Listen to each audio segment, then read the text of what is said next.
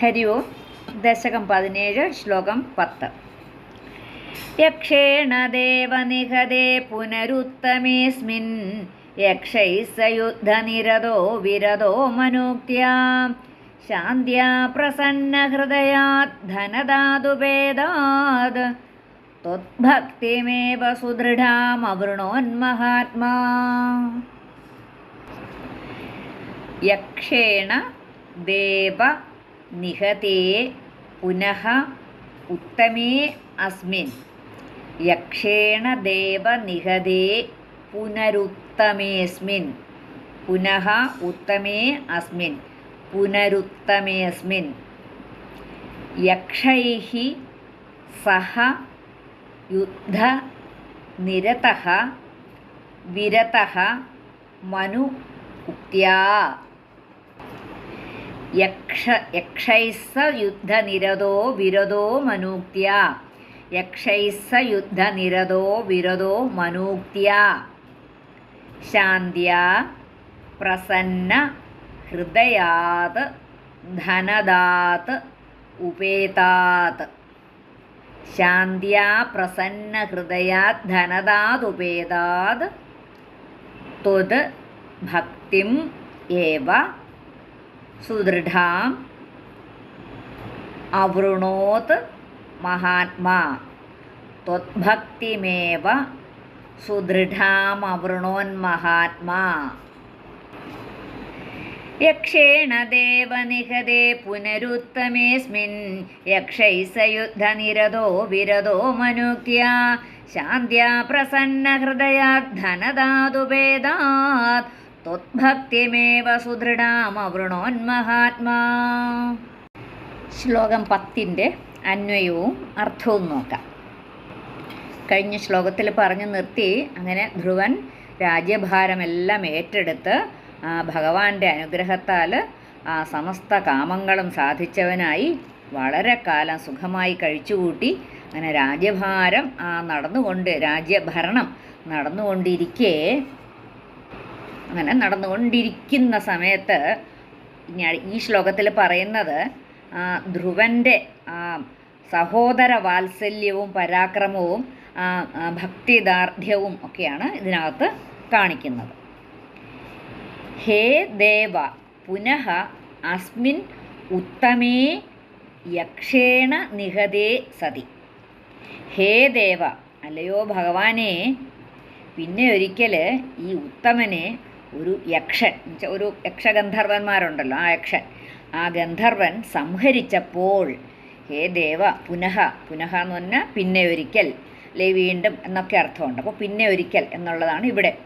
അസ്മിൻ ഉത്തമേ യക്ഷേണ നിഹതേ, ഈ ഉത്തമനെ ഒരു യക്ഷൻ സംഹരിച്ചപ്പോൾ. ഉത്തമൻ എന്ന് പറയുന്ന ആരാന്ന് മനസ്സിലായല്ലോ, ആ സുരുചിയുടെ മകൻ. സഹ യക്ഷൈഃ യുദ്ധനിരതഃ, ആ ധ്രുവൻ യക്ഷന്മാരുമായി യുദ്ധത്തിലേർപ്പെട്ടു. അപ്പോഴാണ് പറഞ്ഞത് ആ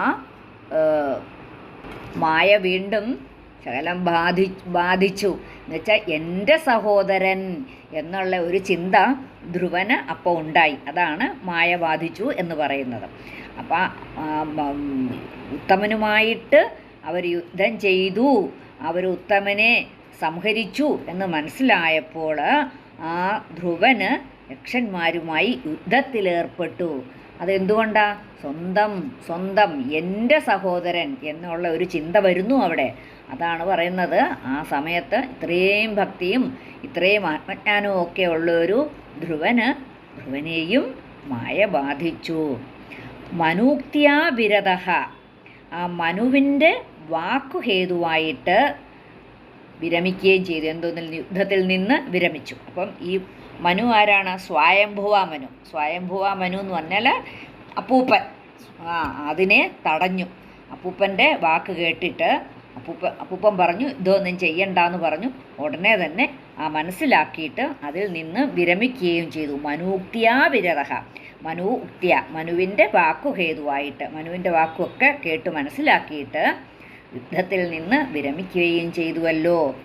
ശാന്ത്യാ പ്രസന്നഹൃദയാത് ഉപേതാത് ധനദാത്.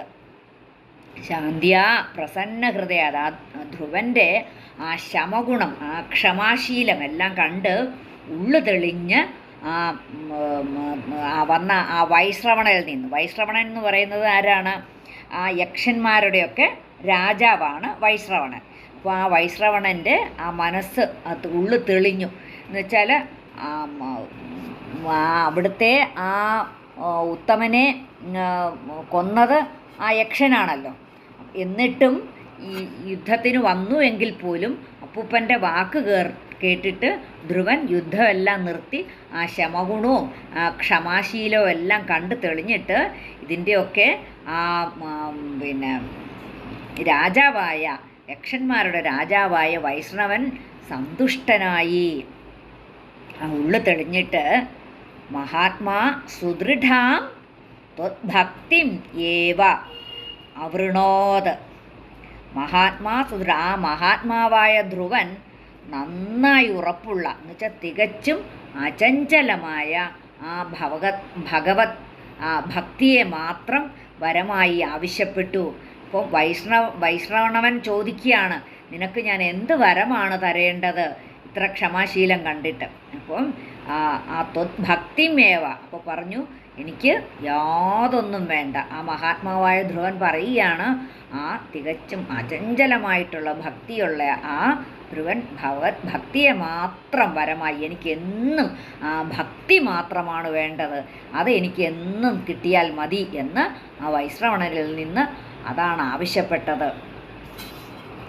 അപ്പോൾ ആ ധ്രുവൻ്റെ ആ സഹോദരനായ ഉത്തമൻ ഒരു യക്ഷനാൽ കൊല്ലപ്പെടുകയും ആ അവസരത്തിൽ അദ്ദേഹം ആ ധ്രുവൻ യക്ഷന്മാരോട് യുദ്ധം പ്രഖ്യാപിക്കുകയും ചെയ്തു. എന്നാൽ തൻ്റെ ആ പിതാമഹനായ ആ മനു, സ്വയംഭുവ മനുവിൻ്റെ ആ ഉപദേശപ്രകാരം ധ്രുവൻ യുദ്ധമെല്ലാം പിൻവലിച്ചു. ആ ധ്രുവൻ്റെ ക്ഷമ കണ്ട് പ്രസാദിച്ച് യക്ഷന്മാരുടെ അധിപതിയായ ആ ധനേശനുമായ ആ വൈഷ്ണവണൻ അദ്ദേഹത്തോട് പറഞ്ഞു, വേണ്ടുന്ന വരങ്ങൾ ആവശ്യപ്പെട്ടുള്ളൂ എന്ന് ചോദിച്ചു. എന്ത് വരം വേണേ ആവശ്യപ്പെട്ടുള്ളൂ എന്ന് പറഞ്ഞെങ്കിലും അപ്പോൾ ധ്രുവൻ എന്താ പറഞ്ഞത്? എനിക്ക് ഒരു വരവും വേണ്ട, എനിക്ക് വേണ്ടുന്നത് ആ ഭഗവാനിൽ ഉറച്ച ഭക്തിയൊഴികെ മറ്റൊന്നും വരമായി എനിക്ക് വേണ്ട എന്ന് പറഞ്ഞു. അതത്രയ്ക്ക് ഭക്തനാണ്. അല്ലെങ്കിൽ എന്ത് വരം ചോദിച്ചുകൂടാ? എന്ത് വരം ചോദിച്ചാലും കിട്ടും. പക്ഷേ ആ ധ്രുവനത് ചോദിച്ചില്ല. യക്ഷേണ ദേവനിഹതേ പുനരുത്തമേസ്മിൻ യക്ഷൈസയുദ്ധനിരതോ വിരതോ മനൂക്ത്യാ ശാന്ത്യാ പ്രസന്നഹൃദയാത് ധനദാതുപേദാത് ത്വദ്ഭക്തിമേവ സുദൃഢാമവൃണോന്മഹാത്മാ.